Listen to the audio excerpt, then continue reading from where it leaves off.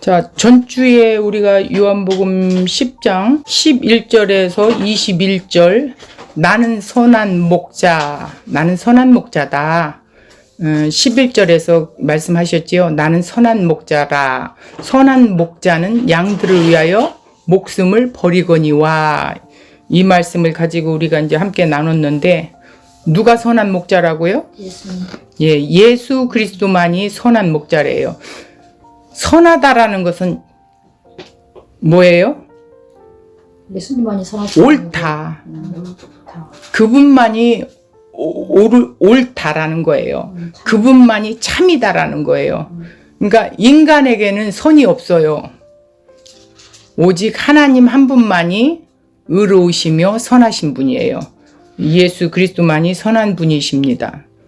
그분이 우리의 목자가 되신대요. 우리는 그분의 양이 되고 그럴 때 그분이 우리를 푸른 초장으로 인도해 주시죠. 오늘 이 말씀이 우리 안에 정말 푸른 초장이 되어서 우리의 영원한 양식이 되기를 바랍니다. 자, 오늘은 10장 22절부터 29절 말씀인데, 자, 오늘 주제는 뭐냐면 그들을 내 손에 빼앗을 자가 없느니라. 그들을 내 손에 빼앗을 자가 없느니라. 그들이 누구예요? 제자들. 자, 주님이 이제 구원받은 백성이죠. 네. 이제 크게를 보면 주님의 구원받은 백성들을 절대 주님의 손에서 빼앗기지 않는데요. 자, 그러면 오늘 22절부터 29절까지 한번 읽어볼까요? 자, 예루살렘에 수전절이 이르니 때는 겨울이라. 예수께서 성전 안 솔로몬 행각에서 거하시니 유대인들이 애워싸고 이르되 당신이 언제까지나 우리의 마음을 의욕하게 하려 하나이까? 그리스도이면 밝히 말씀하옵소서 하니 예수께서 대답하시되 내가 너희에게 말하였으되 믿지 아니하는도다.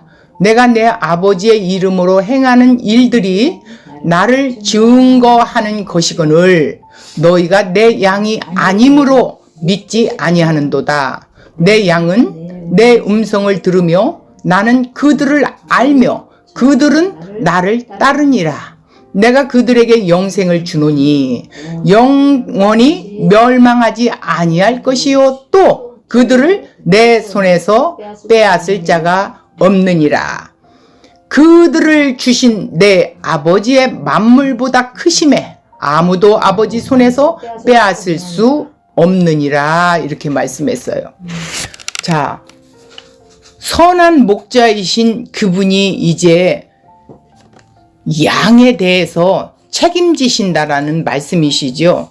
자, 여기에 보면 수전절이 나와요. 수전절인데 그때가 겨울이라는 거예요. 자, 이 수전절이 이제 무엇인가 이제 우리가 원고를 보면서 이제 알아갈 겁니다. 자, 예수님이 이제 수전절이라는 그 절기에 이르러서 이제 어떻게 했어요? 성전 안 솔로몬 행각이라는 곳이 있는데 이 행각은 이방인들의 뜰이래요. 이방인들의 뜰이 그 옆에 있대요. 그리고 그 옆쪽에 또 양의 문이 또 있다라는 거예요. 또 여인들의 뜰이라는 뜰도 있다라는 거예요. 자, 그런 행각에서 거하고 계셨어요. 자, 그러면서 유대인들이 뭐라고 말하냐면 예수님을 이제 애워쌌어요. 그러면서 뭐라고 그래요? 언제까지나 우리의 마음을 의욕하게 하느냐?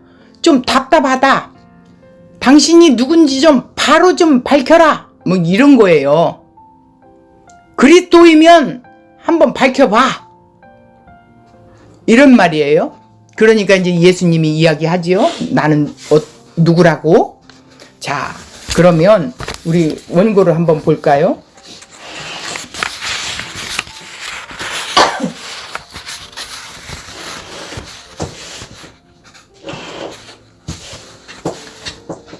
자, 봅시다.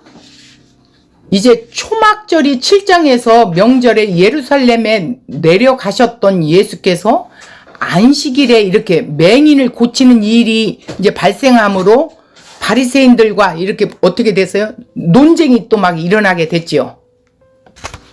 그런 사건들이 7장에 있었지요. 그 7장에서 시작된 그 논쟁이 10장까지 이어지는 거예요. 이 논쟁이. 논쟁을 왜 일으키셨다고? 당신을 드러내기 위해서. 내가 하나님의 아들인데 어떻게 한다고? 내 백성을 구원하러 왔어.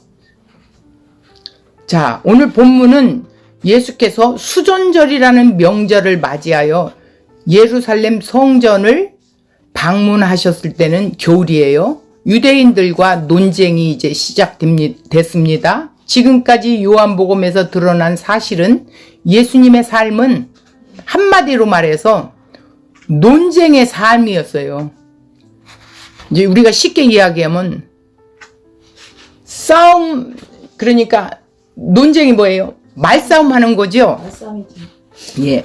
예수님이 계신 곳이라면 언제나 화평이 있을 줄 알았지만 정반대로 어떻게 됐어요? 언제나 검이 뭐요? 싸움이죠. 논쟁과 싸움이었다라는 거예요. 예수님이 이렇게 논쟁하신 것은 그 싸움 때문에 잠들어 있는 누구? 자기 백성들, 주님의 양들, 그 양들을 목자의 음성을 들을 수 있게 하기 때문이에요. 복음의 증인으로 부름받은 교회는 이 싸움에 주역이 되어야 한다고 돼 있어요. 그래야 되고요. 사도들의 삶엔 늘 이 싸움들이 일어났어요. 그래서 이 싸움을 하다가 어떻게? 고난도 받고 핍박도 받고 감옥에도 또 매맞음도 있었고 돌 맞아 죽은 자도 있고 참 여러 모양으로 이런 싸움들이 일어났어요. 22절 예루살렘의 수전절이 이르니 때는 겨울이라. 23절 예수께서 성전한 솔로몬 행각에 거하시니 이 하누카라는 명절 때 예수님께서 예루살렘을 방문하셨던 거예요. 기록되어 있는 사건은 예루살렘 성전한 솔로몬 행각에 거하실 때였어요. 이때 벌어진 것이죠. 장소와 때가 여기에 기입이 돼 있죠. 솔로몬 행각, 그리고 때는 겨울이었고 수전절이라는 구약에 언급되어 있지 않는 절기로 그 수전절의 유래에 대해 보겠습니다. 그러니까 BC 86년 남유다 왕국이 바벨론에 의해 멸망당해 많은 유대인들이 바벨론의 포로로 끌려가는 삶을 살게 되어 있었어요. 영원한 것 같았던 바벨론 제국 역시 힘을 이기지 못하고 BC 539년에 페르시아가 바사예요. 멸망을 당하고 맙니다. 자, 바벨론 포로로 끌려가 살고 있던 유대인들이 고국으로 돌아올 수 있게 됩니다. 바사 제국 200년 후 BC 333년에 알렉산더 대왕에 의해 멸망당하고 헬라 제국, 노마예요. 그 제국이 지배하는 최강 대국이에요. 이 노마 지배하는 최강 대국이 서게 되는데 알렉산더 그 대왕이 33세의 젊은 나이에 죽자 헬라 제국은 네 왕조로 이렇게 나누어지게 돼 있었어요.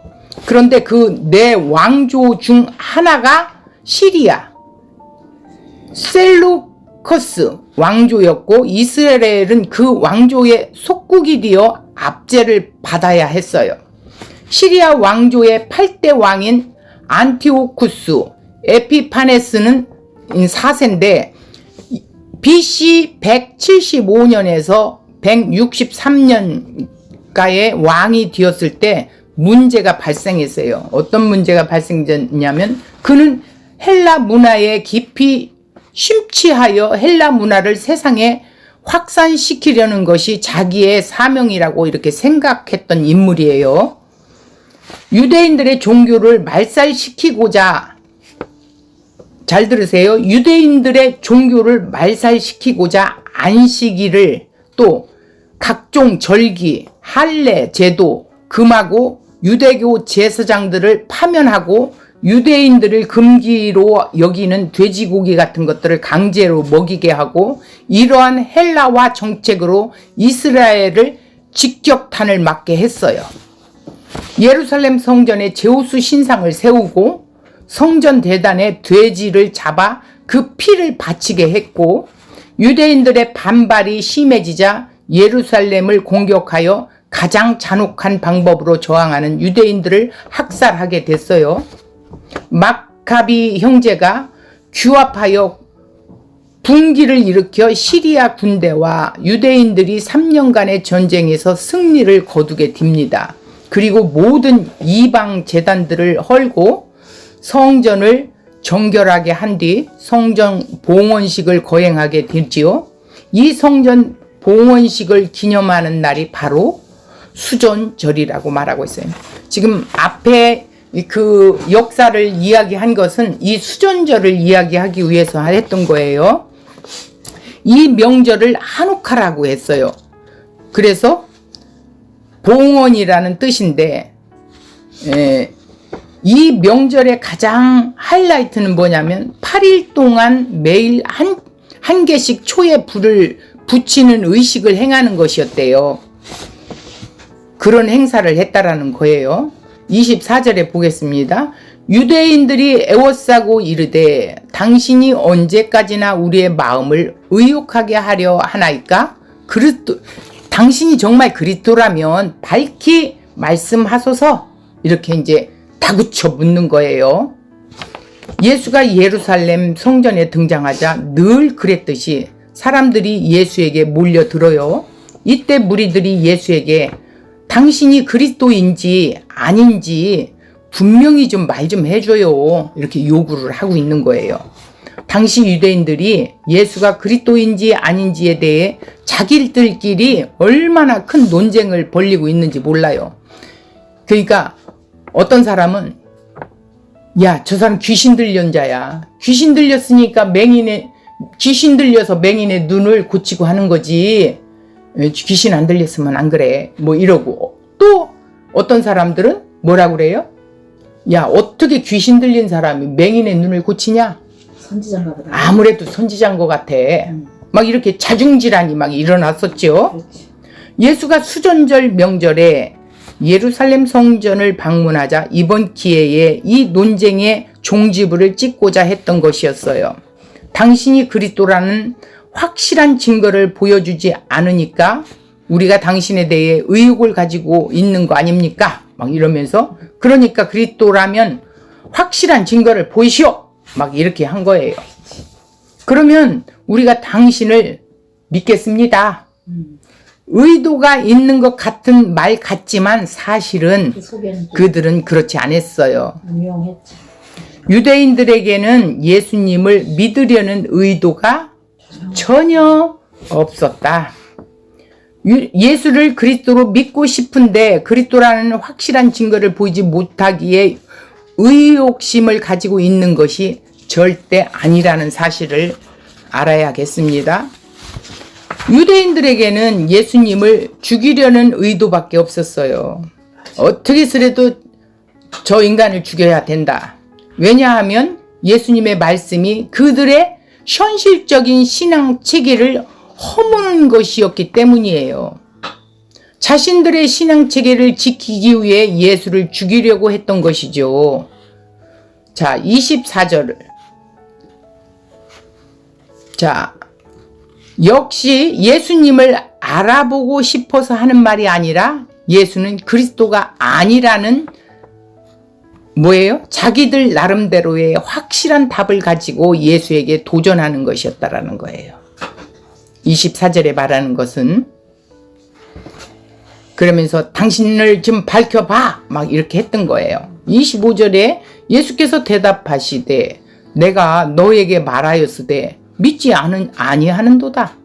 내가 내 아버지의 이름으로 행하는 일들이 나를 증거하는 것이거늘 이렇게 했는데 예수님은 자신이 누구인지에 대해 수없이 말했다라는 거예요. 자신이 메시아라는 것을 여러 다양한 방법으로 그들이 알아들을 수 있도록, 볼 수 있도록 분명하게 이야기도 했고 보여줬어요. 그런데 문제는 그들이 예수님의 말을 일절 알아듣지 못했어요. 또 사건으로 사건을 일으켜서 기적을 일으키고 한 사실들도 내가 하나님 아들이야, 내가 죄인을 구원하러 온 자야 라고 했는데도 그들은 알아듣지도 못하고 보지도 못한 거예요. 이러한 소통이 단절의 근본적 이유, 그러니까 이들과 소통은 단절될 수밖에 없었던 거예요. 이유는 왜? 성경을 이해하는 기준이 서로 달랐다라는 거죠. 교회부터 가서. 예. 행위적인 관점으로 성경을 보다 보니 예수님이 보이지 않는 거예요. 유대인들은 성경을 행위의 관점으로 보고 있어요. 성경의 삶의 매뉴얼이 이해하고 있었던 거죠. 자기 삶의 매뉴얼이라고. 그래서 하나님의 말씀을 삶의 모든 분야에 그대로 적용하여 실천하는 삶에 힘썼다는 것이죠. 예수님은 유대인들의 이러한 성경관을 부정하고 성경은 자기 자신을 증거하고 있는 책이라고 주장을 합니다. 네, 말씀을 통해서 말하고 있어요. 요한복음 5장 39절, 너희가 성경에 영생을 얻은 줄 생각하고 성경을 연구하거니와 이 성경이 곧 내게 대하여 증언하는 것이니라, 이렇게 했어요. 근데 그들은 성경을 연구하는 자였고 성경의 박사라고 했는데 예수를 그곳에서 찾지 못하는 거예요. 참 안타까운 현실이죠. 그러니까 우리가 교회에서 교회 생활을 30년, 40년, 20년 이렇게 다녔던 사람들이 복음을 전하는 앞에서는 벙어리예요. 그러면서 나는 예수를 믿는다라는 거야. 그건 믿는 것이 아니죠. 그분을 알지 못하는데 어떻게 믿어요? 맹인이나 똑같지요. 성경을 이해도 못해요. 그리고 성경을 이해시켜주는 사람이 없었어요. 성경 따로, 설교 따로. 종교 행위만 하는 거지. 결국은 몇십 년을 종교 행위로만 살아왔었던 거죠. 그러니까 성경을 보는 이러한 관점의 차이 때문에 소통이 불가능했던 거예요. 지금까지 예수님께서 무수한 말씀을 하셨어요. 한마디로 요약하면 다름 아닌 나를 좀 믿으라. 내가 구원자로 왔어. 성경이 말하는 나 예수야. 알지 못하는데 어떻게 네. 모르는데. 유대인들은 예수의 이 뜬금없는 말을 왜 믿어야 하는지 도무지 이해할 수가 없었던 거예요. 유대인들은 행위의 관점으로 성경을 이해하고 있었기에 그들의 메시아 관 역시 예수와 충돌될 수밖에 없죠. 뭐든지 충돌이 되는 거예요. 뭘로 보는 거예요? 한낱 인간으로 보는 거예요. 그들은 성경 말씀을 따라 행위적으로 살고 있는 의인된 자신들을 구원하러 오신 메시아가 소망하고 있다는, 그 메시아를 소망하고 있어. 그러니까 누가복음 5장 32절에 내가 의인을 부르러 온 것이 아니요, 이렇게 말하는 거예요. 죄인을 부르러 회개시키러 왔다, 이렇게 말했는데 이들은 자칭 의인이라는 거야. 왜? 자기들은 율법을 지키며 살으니까. 예수님의 이 말은 유대인과 이방인의 차이를 무의미하게 만드는 유대인들이 도저히 용납할 수 없는 말이었어요. 율법대로 살았던 자신들의 열심과 노력을 무가치한 것으로 만들어버린 이 예수, 이 말을 용납할 수가 없다라는 거예요. 이런 예수는 우리가 용납할 수가 없어. 전 죽여야 돼. 이렇게 선언되어 있었던 상황이에요. 유대인들은 예수가 등장하여 병자들을 고치고 오병이의 기적을 행하는 것을 지켜보았습니다. 그리고 이런 능력을 지닌 예수라면 그리스도가 아니겠는가 생각하며 예수에 대해 환호했었던 거예요. 그런데 시간이 지나면서 드러난 문제는 뭐예요? 그들이 기대하고 있는 일에 일절 관심을 보이지 않았던 거예요. 그러니까 오늘날 우리가 신앙생활 하면서 체험해야 된다. 체험의 종교다. 막 이렇게 이야기하지요. 틀렸다라는 게 아니에요. 그렇지. 건강병신하는 예수도 알지 못하고 체험을 하니까 그냥 빠져있어. 그 체험 종교로 가게 되는 거예요. 예수는 몰라. 근데 예수의 이름은 들먹거려. 그리고 그것이 지나고 나면 또 뭔가 허전해. 그러니까 기도하는 빠져. 참 안타까운 일이죠. 우리가 그렇게 살아왔었잖아요. 자, 그런데 그들이 예수에게 기대했던 것은 노마의 앞자에서 자신들을 해방시켜주는 일이었어요. 그러니까 현실을 위해 현실 메시아. 예, 우리를 구원하실 그 메시아를 기다린 거예요. 현실의 메시아. 주는 메시아. 자기 욕망을 메시아죠. 우리의 욕망. 오늘 또 우리는 뭐예요? 우리의 욕망으로 뭐 해달라고? 이 나라를 부강하게 해주세요.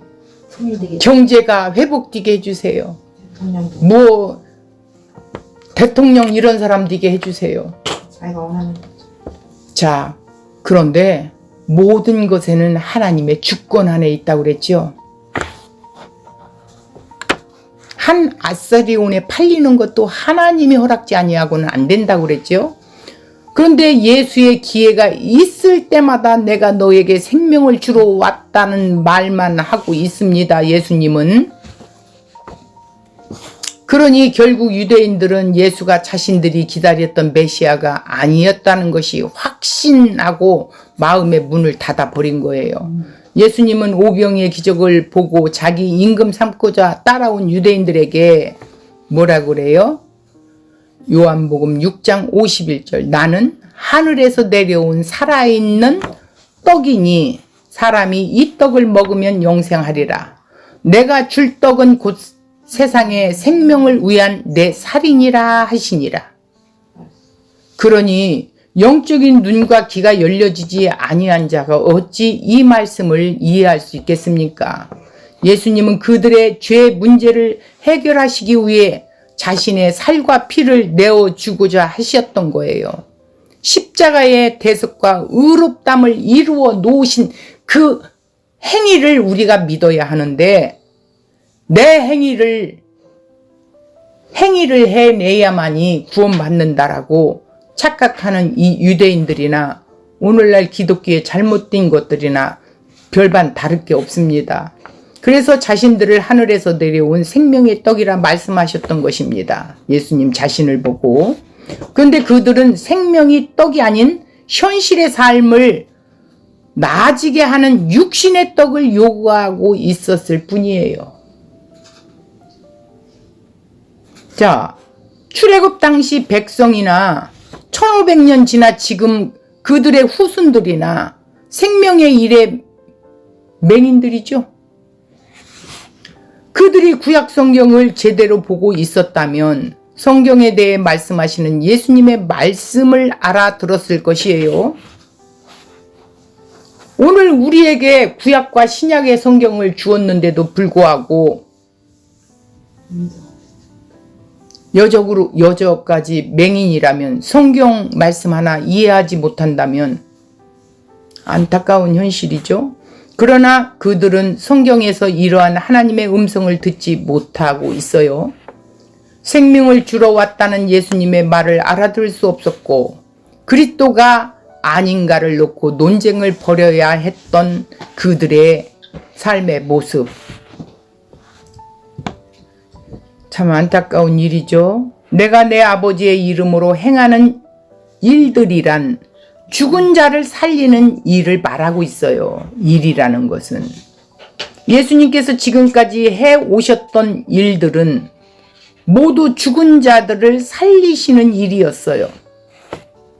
자, 그러면 예수님이 살려놓은 하나님의 자녀들은 하나님의 일을 뭐를 해야 돼요? 믿는 거.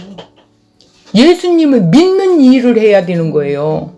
믿고 전에 아들을 믿고 생명을 얻게 하는 것이 하나님의 일인데 아직 예수도 모르고 하나님이 누구신가도 제대로 말을 못 되는 아직 말문이 열리지 못한 어린아이도 있고 전혀 알아듣지 못한 아직 태어나지 못한 자들도 있는데 무리들이 모여 있으니까 너희가 교회야. 이런 일만 이야기하는 거예요. 예수님께서 지금까지 해 오셨던 일들은 모두 죽은 자들을 살리는 일이었습니다. 그러나 유대인들은 이러한 예수의 말을 전혀 알아듣지 못했던 거예요. 그들이 기다렸던 그리스도는 죄인이 아닌 의인을 구원하러 오시는 그리스도였어요. 정반대지요. 예수님은 저들의 죄에서 구원하러 오신 자예요. 그런데 기적을 행하는 능력을 갖고 있는데 그 능력을 나라와 민족을 구하는 데 쓰지 않고 엉뚱하게도 병자들이나 세리들, 창녀들과 같은 죄인들을 위해 그 능력을 쓰고 있는 예수가 그들에게는 미스테리요, 미스테리. 이해가 안 되는 거지요. 그들에게 죄인의 친구인 이러한 예수는 그리스도일 수가 없었던 것입니다. 더군다나 예수는 종교 당국에 의해 이미 이단으로 정죄받고 있는 그 누구도 예수를 하나님이 보내신 선지자나 그리스도로 말하면 출교를 당하게 했던 상황이었어요. 그러니 말할 것 없지요. 군중들은 예수를 배척할 수도 없고 영접할 수도 없는 난처한 입장에 놓여 있을 수밖에 없었어요. 충격을 당하니까. 왜 안 그러면 자신들이 어려움 당하게 되니까. 그래서 이번에 예수가 그리스도인지 아닌지에 대해 분명한 답을 얻고 싶은 거예요. 예수님은 그들에게 자신이 약속된 메시아라는 것을 알 수 있는 증거를 보여주셨습니다. 예수가 지금까지 그들에게 보여주신 모든 일들은 예수가 메시아라는 것을 입증하는 것들이었어요. 그 대표적인 것이 뭐예요? 9장에 기록되어 있는 태어나면서 맹인된 사람의 눈을 고친 일이죠. 그 맹인은 자신의 고침을 받고 난 후 요한복음 9장 30절 33절에서 어떻게 해요? 창세 이후로 맹인의 눈을 고쳤다는 말을 들어본 적이 없다면서 뭐라고 그래요? 그 눈뜬 맹인이 하나님이 보낸 선지자가 아니라면 누구겠느냐? 막 이렇게 말을 하게 됐어요. 바리새인들은 이러한 사실도 인정하려 하지 않았고 예수를 선지자라고 주장한다고 해서 그를 출교시켜 버렸어요. 자, 이미 예수가 어떤 표적을 행해도 이들은 예수를 믿지 않기로 마음문을 닫고 있었던 거예요. 그래서 어떻게 했어요? 예수님이 그 눈뜬 맹인이었던 눈뜬 자를 찾아가서 이 출교당했다라는 소식을 듣고 찾아가 만나요. 예수님은 구원받은 자를 책임지시게 돼 있습니다. 26절 너희가 내 양이 아니므로 믿지 아니하는도다. 유대인들 보고 너희는 내 양이 아니야. 내가 택하지 않았어. 예수님이 말씀하신 내 양이란 자신의 죄를 보고 있는 자들을 말하는 건데 자기들은 의인이래. 율법을 잘 지키는 자신의 죄를 못 보면 양이 아니라는 것이죠. 자신의 죄를 보며 자신의 죄 아래 죽은 자라는 것을 보고 있는 자가 예수님의 양이에요. 이런 자에게 예수님이 필요한 거지요. 이들이 예수님의 음성을 알아듣는 자들입니다. 곧 이들만이 죄인을 불러 회개시키러 오신 예수를 알아보게 되는 거지요. 예수님은 죄인을 불러 회개시키고자 오신 분이에요. 이 일을 성취하기 위해서 하나님께서 이스라엘에게 율법을 주셨던 겁니다. 자, 그 율법으로 자신이 하나님의 심판 아래 놓여 있는 죄인이라는 것을 보고 애통하며 의에 줄이고 목마른 자로 하나님 약속하신 그리스도를 기다리고 있으라는 것이었는데,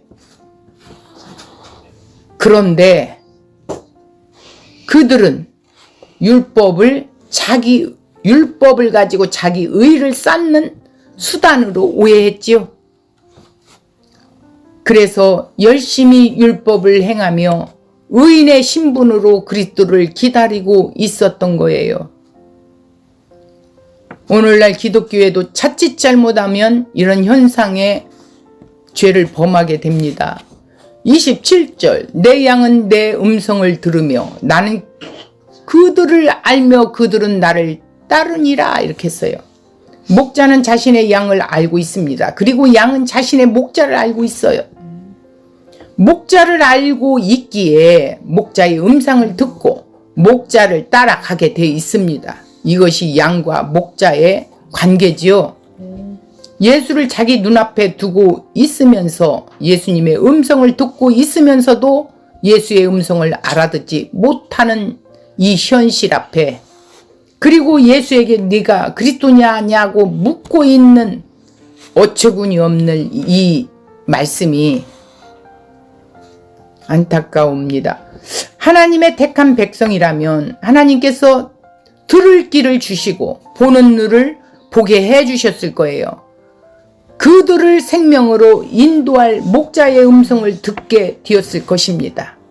그런데 그들은 어떻게 했어요? 예수님의 음성을 하나도 알아듣지 못하고 있어요. 이 유대인들의 모습이 오늘날 예수를 믿는다고 말하며 교회를 다니고 있는 신자들의 모습 속에도 동일하게 나타나고 있습니다. 말씀을 가르치는 자 역시 생명의 복음에서 떠난 지 참 오래된 것 같아요. 생명에 관심 없는 교인들을 데리고 이 땅의 복과 거짓 천국 복음을 갖고 가르침만이 난무할 뿐입니다. 예수 믿으면 다 복 받아야 된대. 잘 돼야 된다라는 거예요. 이거는 가짜 복음이에요. 우리라는 울타리 안에 주님의 양들이 다른 양들과 함께 섞여 있어요.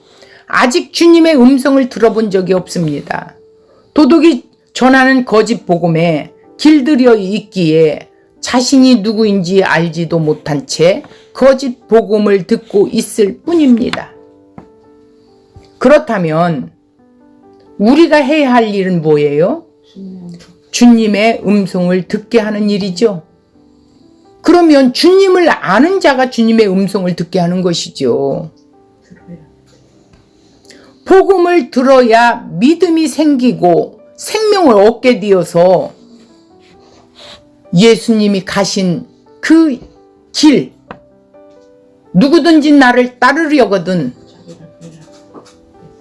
자기 자신을 부인하고 자기 십자가를 지고 나를 따르래요.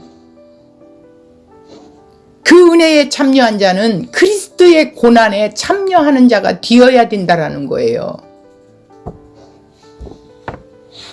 터무니없는 내용들입니다.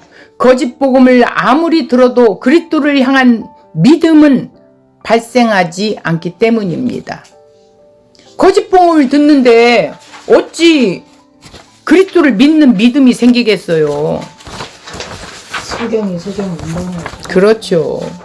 28절, 내가 그들에게 영생을 주노니 영원히 멸망하지 아니할 것이요 또 그들을 내 손에 빼앗을 자가 없느니라. 자, 여기서 잘 들으세요. 누가 영생을 줘요? 예수님이 그들에게 그랬어요. 택한 자에게, 내 사랑하는 자에게 영생을 준대요.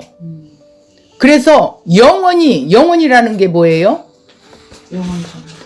죽음이 없는, 멸망하지 않는데요. 죽음이 없는 삶을 살게 한대요. 그리고 어떻게 해요?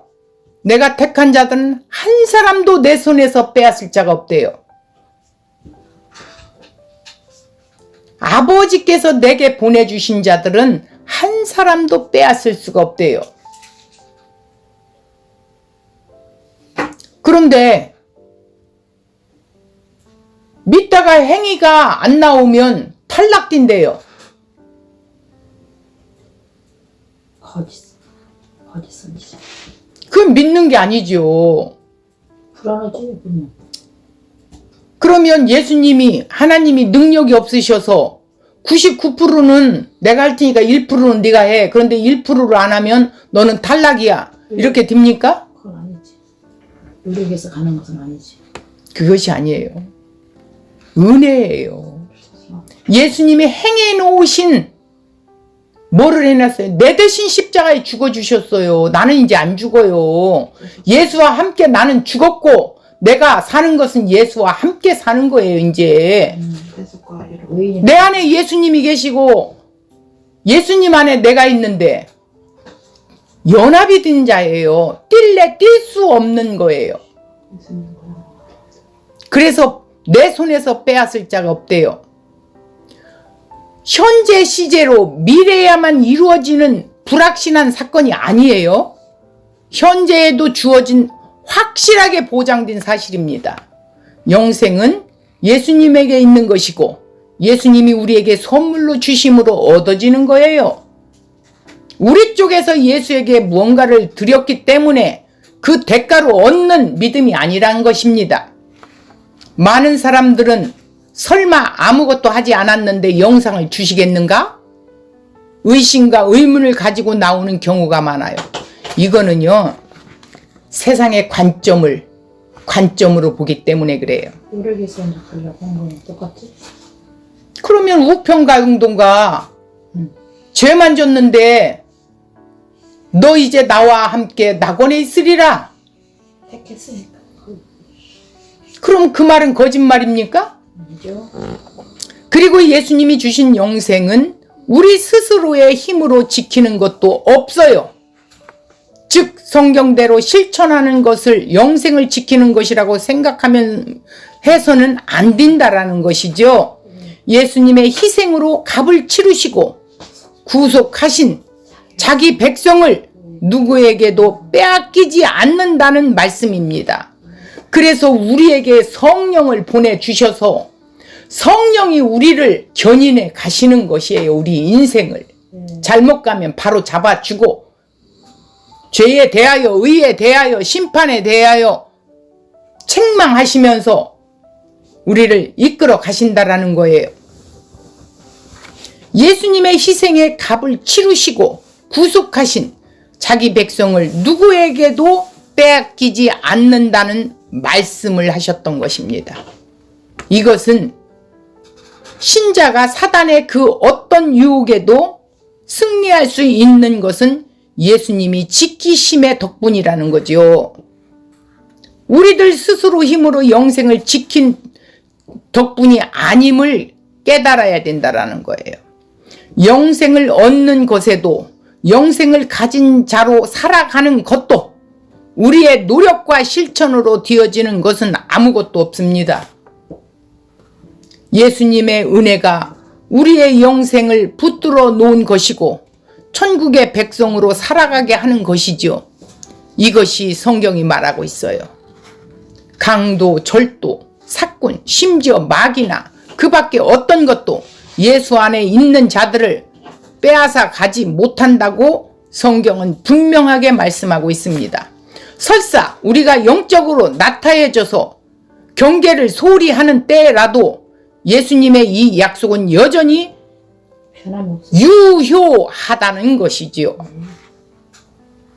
이것을 반드시 기억하시고 내게 주신 이 영생의 선물이 얼마나 그러니까 소중한 거라는 걸 기억하셔야 돼요. 값으로 따질 수 없는 하나님의 선물이에요. 이 구원의 감격 속에서 나를 하나님 앞에 드릴 때 성령이 나를 사용하십니다. 29절 그들을 주신 내 아버지는 만물보다 크심에 만물을 창조하신 분이시란 말이에요. 아무도 아버지 손에서 빼앗을 수 없느니라. 어떻게 피조물이 주인 것을 빼앗아요. 인생의 생명을 예수께 위탁하신 하나님이 만물보다 크시다는 의미입니다.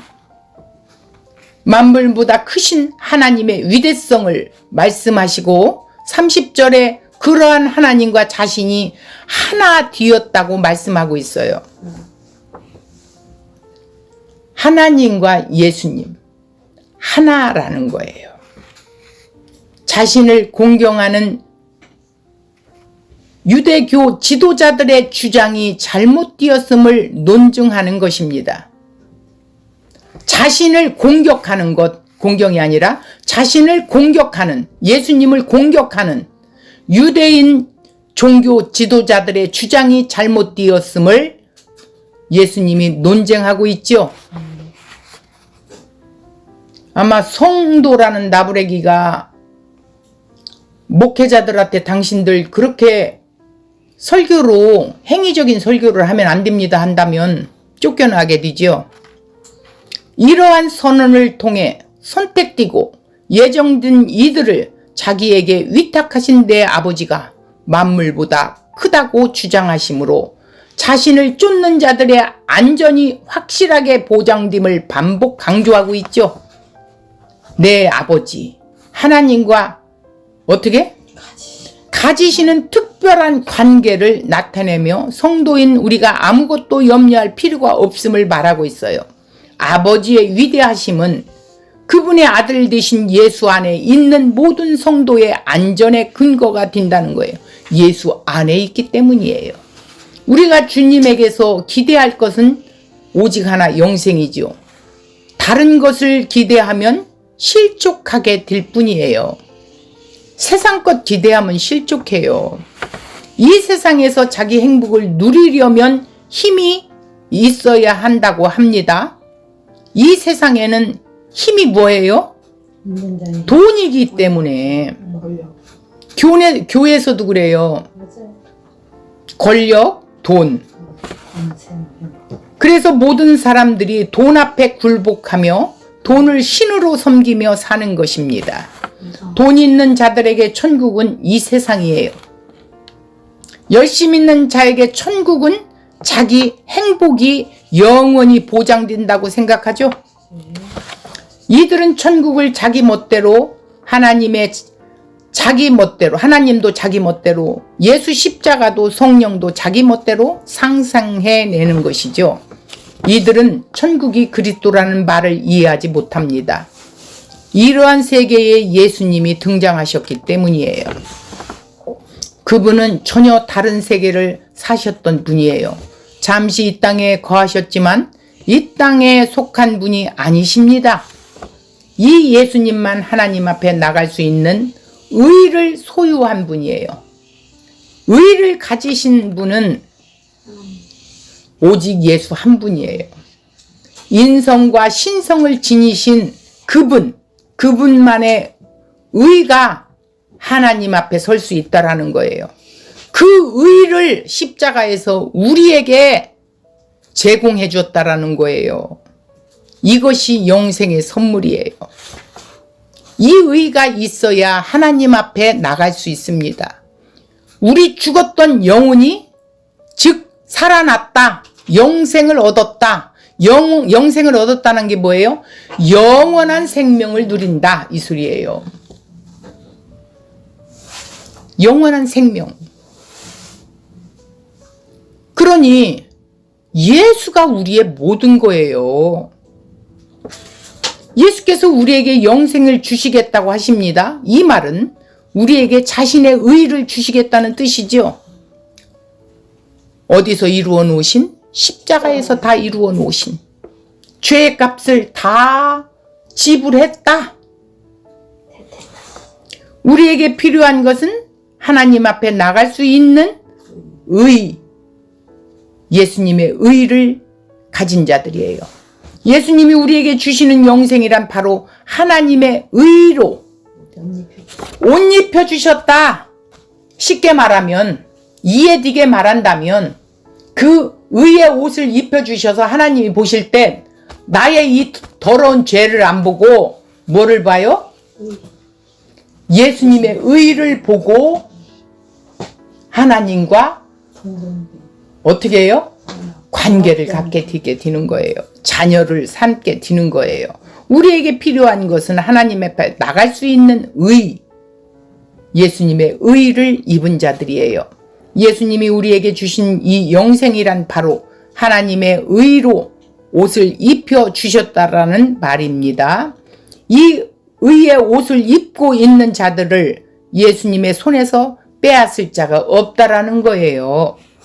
예수님이 손이 그들을 붙들고 있기 때문에 구원을 잃어버릴 수 있느냐 없느냐 여러 이견과 입장이 있습니다. 그러나 이것만큼 어리석고 불필요한 논쟁은 없습니다. 이런 논쟁은 인간을 구원의 중심에 놓고 있기 때문이에요. 그래서 드러나는 논쟁일 뿐입니다. 그리스도 안에서 우리를 자녀 삼으신 하나님의 구원을 이해하게 되면 이러한 논쟁에 휩싸일 이유가 없어요. 이런 논쟁을 하지 않게 되죠. 근데 이들은 지금 유대인들은 전혀 모르기 때문에 예수님의 논쟁이 일어나고 있죠. 구원은 이미 창세 전에 그리스도 안에서 확정되어 있기에 인간의 노력으로 구원을 생각하지 말고 하나님의 은혜로 구원을 생각해야 한다라는 것이죠. 성도들을 두렵게 하는 사단도 하나님의 일개 도구임을 안다면 사단도 일개 하나님의 도구예요. 이 세계의 어떤 것도 두려움이 되지 못한다라는 거예요. 이걸 알고 나면. 마귀 사탄 하나님의 도구일 뿐이에요. 우리도 하나님의 뭐예요? 피조물이에요. 우리를 왜 구원하시려고요? 성경에 보니까 우리를 지으신 그 하나님을 어떻게 하기 위해서? 영광을 올리며 찬양을 올려드리게 하기 위해서. 자, 영원전에 하나님께서 천사들을 창조했다고 했죠. 근데 이 천사들이 자기 아름다움에 빠져 어떻게 해요? 하나님을 배신하여 내가 왕이 될 거야, 내가 하나님 될 거야 해서 하나님 앞에 쫓겨났어요. 이게 마귀예요. 마귀의 세상이에요. 자, 그런데 요 천사가 타락한 이 사단이 와서 누구를 또 하나님이 창조한, 하나님이 영원전에 창조했던 그 천사들이 어떻게 했어요? 하나님이 창조해낸 이 피조물, 하나님의 사람을 타락시키지요. 다시 그래서 어떻게? 하나님은 그 이후로부터 쉬지를 않으시고 계속해서 일하고 계시는 거예요. 쉼을 가졌었는데 에덴이 파괴되면서 죄가 인간에게 들어왔고 이제는 그 인간은 이 마귀의 조종당에서 살아가는 거예요. 네가 하나님이야. 네가 주인이야. 하나님은 나를 필요를 채워주시는 하나님이야. 이렇게 꼬시는 거예요. 그러니까 구원받지 못한 뭐예요? 이 유대인들과 같은 자들, 또 오늘날 교회는 다니지만 종교 행위하는 자들, 행위로 구원받으려는 자들, 탈락될까봐 막 행위를 막 앞세우는 자들, 이런 자들을 예수님이 뭐라 그래요? 나는 너를 모른다. 그러나 복음을 가진 자들은 그들과 논쟁할 수밖에 없어요. 너희들이 뭔데 판단하고 정죄하느냐 하는데, 아니요. 참된 진리의 복음을 가진 자는 논쟁할 수밖에 없어요. 예수님이 그렇게 했거든요. 우리는 핍박 당할 수밖에 없어요. 왜? 우리의 선지자들이, 우리 선조들이 예수님이 다 핍박을 당하셨고, 왜? 참된 진리의 복음을 전하니까. 오늘도 마찬가지입니다. 그래서 예수님이 뭐라고요? 모든 피조물 하나님의 도구일 뿐이에요. 그러니 두려워하지 말라. 도구로 사용될 뿐이지. 사탄막이 두려워하지 마라. 너희들은 내 손에 있다. 내가 지킨다. 이렇게 말씀하고 있는 거예요. 그래서 그들을, 하나님이 택한 그들을 내 손에서 절대 빼앗을 수 없는 자들이다. 이렇게 오늘 말씀하신 거예요. 자, 이 말씀을 우리가 이해되고 믿어지니까 어떻게 돼요? 기뻐하며 우리 안에 예수와 함께 있으니까 하나님의 나라를 누리며 살아갈 수 있는 거예요. 그리고 이 복음을 담대히 증거할 수 있는 거예요. 잘못 가고 있는 자들에게 잘못 가고 있다라고 말할 수 있는 거예요. 이것이 증인된 자들의 삶이에요. 이런 자들을 누가 그들의 영혼을 빼앗을 수가 있어요? 육신은 죽일 줄 모르나 영혼은 빼앗을 수 없다. 이렇게 말씀하고 계십니다.